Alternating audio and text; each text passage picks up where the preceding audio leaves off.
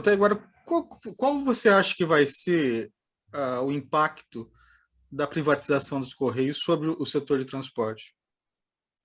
Olha, esse é um tema que é debatido no setor e do setor com a sociedade e o governo já há muitos e muitos anos.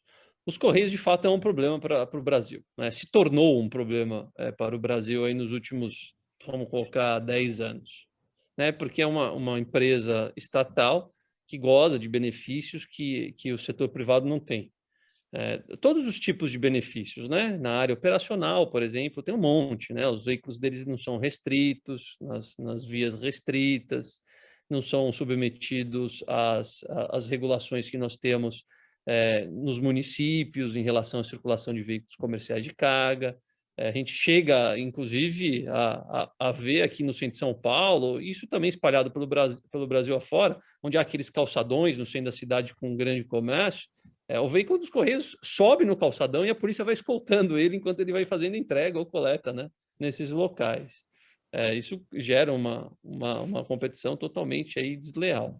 Os Correios também, ele é uma empresa que hoje fatura algo em torno de 18 bilhões de reais e não contribui com o erário, né? Não paga impostos federais, não pagam impostos estaduais e nem municipais. Nem a agência do Correio paga IPTU.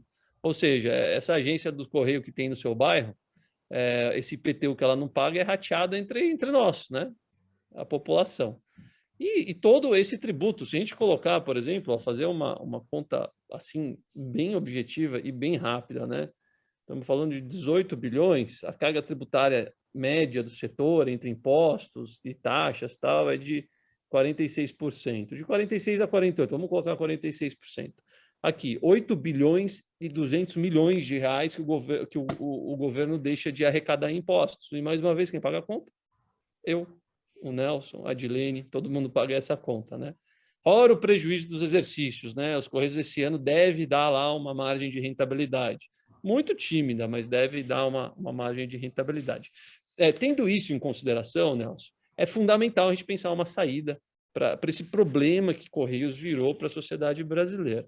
E olha que eu não estou mencionando aqui também o aparelhamento político, né? Os cargos que tem lá por indicação de políticos. Não estou falando aqui que mensalão saiu lá de dentro, né? Não estou nem entrando nessa seara, né? Então, quando tem gestão pública, a gente sabe que a abertura para essa variável de problemas ela é muito grande. Então, tendo tudo isso em consideração, nós precisamos, de fato, arrumar uma saída, né, para esse problema dos Correios. Só que a privatização do jeito que está sendo proposta, primeiro que não é uma privatização, né? Para o governo privatizar os Correios, ele precisa fazer uma alteração na Constituição, por causa do serviço postal. O serviço postal está na Constituição como um serviço estratégico de comunicações para o Brasil como um todo, para o governo e para a sociedade. Então, primeiro, para privatizar, tem que fazer essa alteração na Constituição. Então, qual foi a solução que eles arrumaram?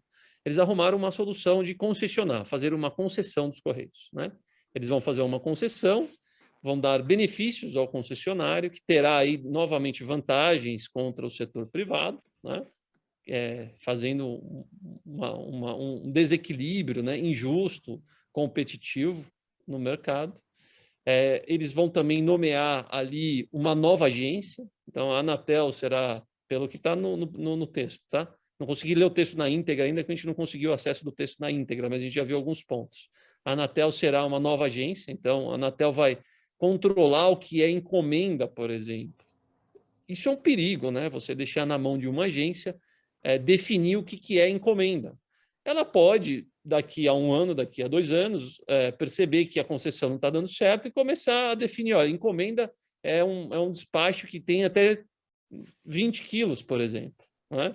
E aí isso torna esse operador um operador monopolista, né? O que é péssimo para o mercado. Todo monopólio a gente sabe que é ruim, né? Já existe o monopólio da correspondência. E os Correios usam o monopólio da correspondência para poder transportar carga e competir com as empresas no mercado privado. Então, essa é uma distorção muito complicada. E a gente vê também essa própria agência se tornando um novo órgão regulador. Então, teremos 2 órgãos reguladores no setor, a ANTT, a Agência Nacional de Trânsito e Transportes, e a Anatel, que é a Agência Nacional aí de Comunicações. São distorções muito complicadas que a gente tem acompanhado. Não é fácil a privatização dos Correios. Os Correios é uma empresa com aproximadamente 130 mil servidores públicos. Não é qualquer um que consegue, da noite para o dia, assumir 130 mil servidores públicos. O operador privado, teoricamente, teria que recolher essa tributação toda que a gente fez aqui, uma rápida simulação, também não é fácil. Eu acho que, se a gente comparar, por exemplo, o maior transportador do Brasil em termos de receita, hoje é o grupo JSL. No transporte, na logística, eu estimo lá, eu preciso dar uma olhada no último balanço, mas no transporte e logística, desconfio que eles devem faturar algo em torno de 4 bilhões de reais. Olha a diferença, 18 bilhões de reais para 4 bilhões de reais. Né? Uma multinacional, por exemplo, assumir, não vejo também uma multinacional com apetite de fazer tamanho investimento dessa envergadura no Brasil. E aí vocês devem estar pensando, né? E então o que fazer? Né, Nelson? Eu acho que tem aí uma proposta, né? Eu acho que a gente pode sempre tentar ajudar o governo nesse sentido. Deve-se fatiar o boi.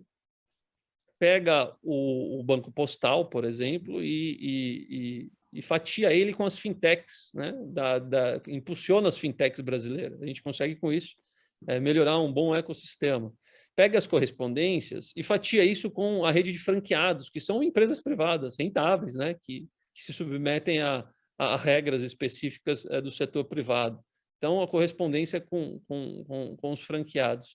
E a carga que está lá, mesma coisa, vamos fatiar ela entre as empresas que já estão operando no Brasil.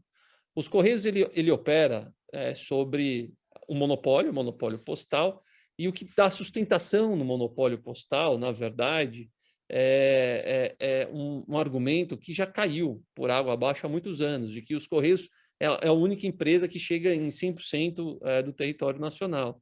Isso já caiu há muito tempo, as empresas privadas já operam o Brasil inteiro. Né?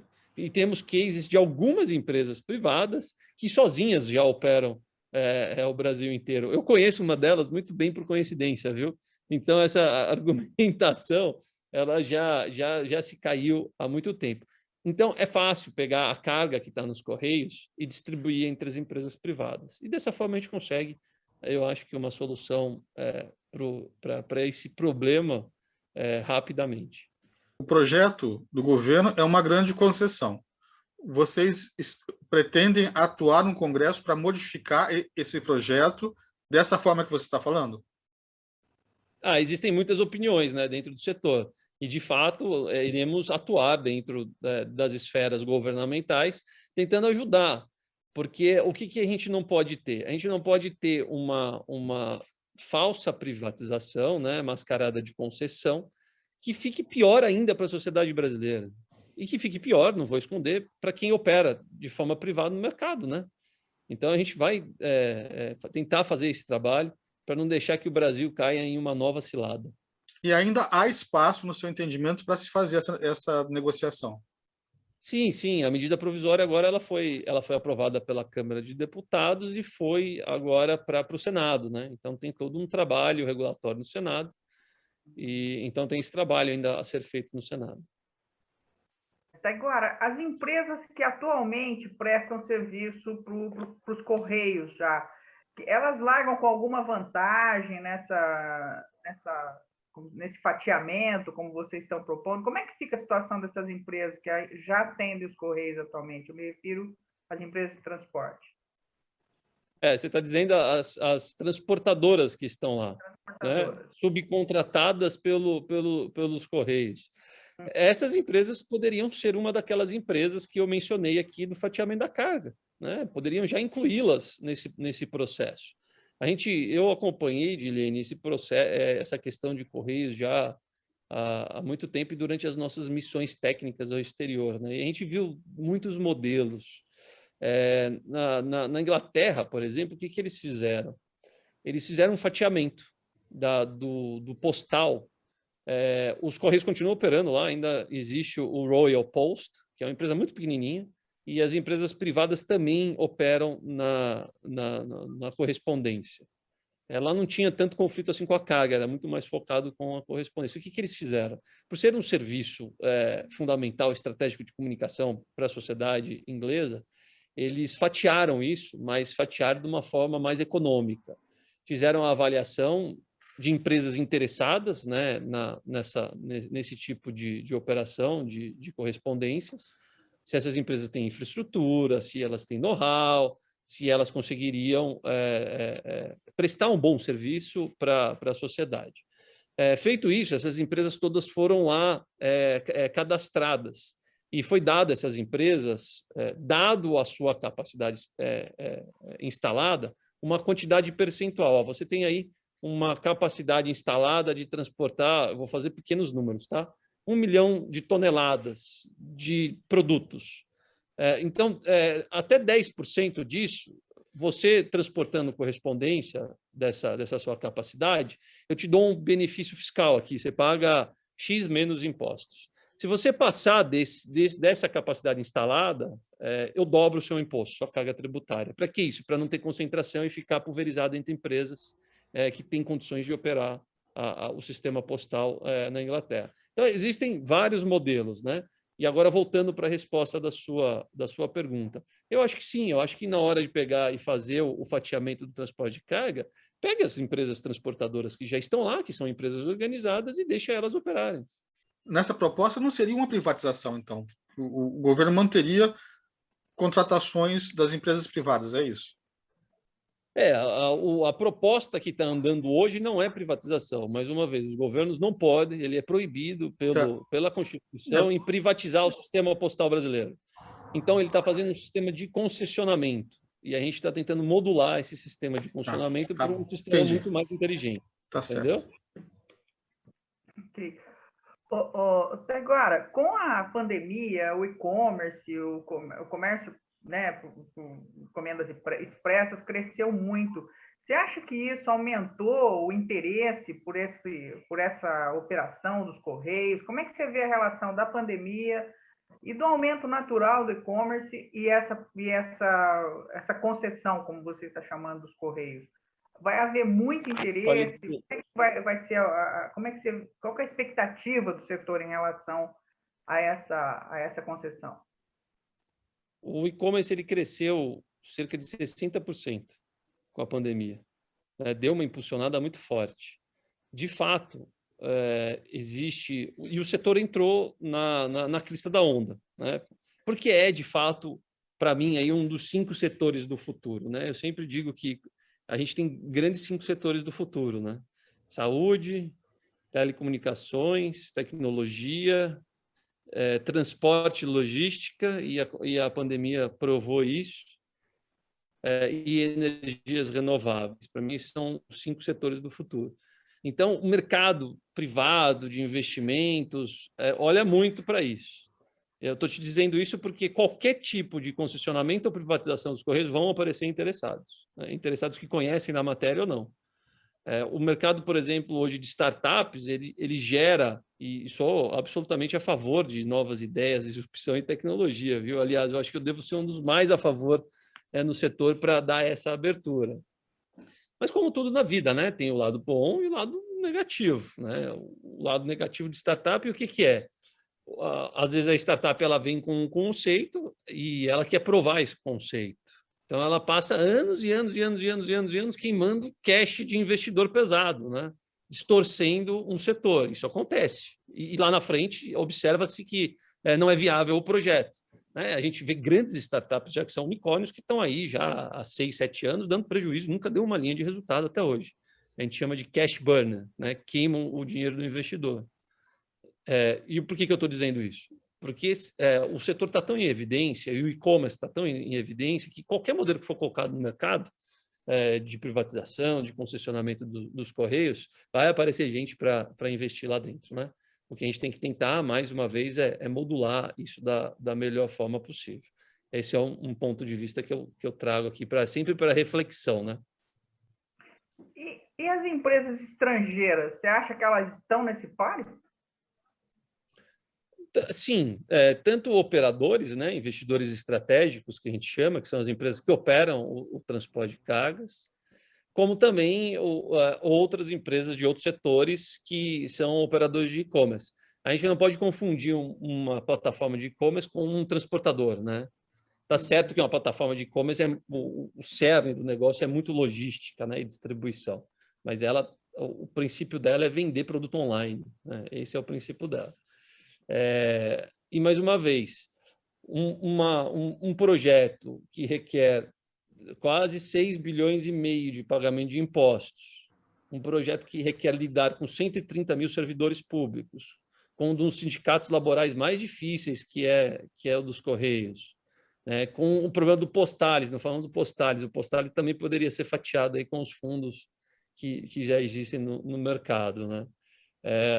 Não é também qualquer multinacional, por maior que ela seja, que ela vai olhar para o Brasil dessa forma, né? Porque requer um investimento pesado e tem aí uma fragilidade muito grande. Então, não vejo também assim qualquer multinacional vindo assim para abocanhar de uma vez. Uhum. Mas existe um movimento de interesse, inclusive em relação à aquisição de transportadoras, ouve muita gente falando disso. Preocupa, de alguma forma, o setor, esse interesse, eventual interesse de grandes empresas estrangeiras no setor de transportes e e-commerce brasileiro? Na verdade, se fosse feito algo bem feito, não, né? Porque aí teríamos aí equidade operacional. Olha aí que legal, que eu acabei de inventar, equidade operacional, né, no mercado.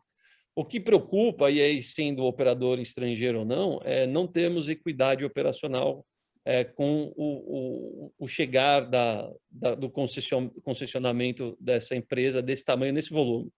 Mais uma vez, a diferença entre os Correios e o maior transportador do Brasil, né, é muito grande.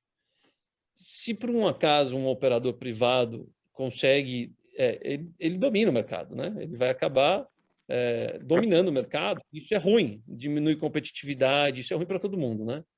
E aí o que a gente observa? A gente observa que normalmente uma multinacional ela tem que chegar em um mercado e amadurecer esse mercado, porque ela traz capital, conhecimento e tecnologia. Isso melhora, né?